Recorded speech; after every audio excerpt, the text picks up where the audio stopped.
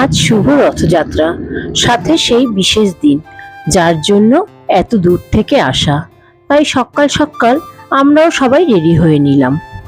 সকাল থেকে এত রোদ আর গরম, কিন্তু তাতে কি, পুচকুটা জানে যে আজকের দিনে মধ্যমণি সে, তাই তাকে বারে বারে ড্রেস চেঞ্জ করতে হবে। অবাক কাণ্ড এটাই যে সে কিন্তু আজ একটুও কাঁদেনি।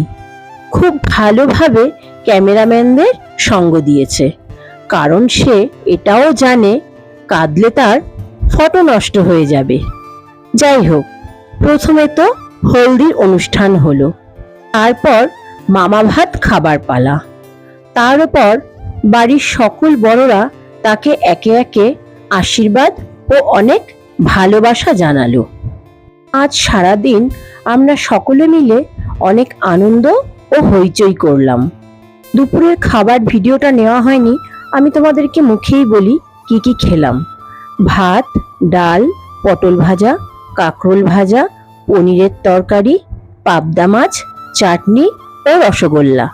খাবার পর আমরা সকলে মিলে একটু রেস্ট নিয়ে নিলাম, তার কারণ রাতে যে আরো অনেক বড় অনুষ্ঠান রয়েছে।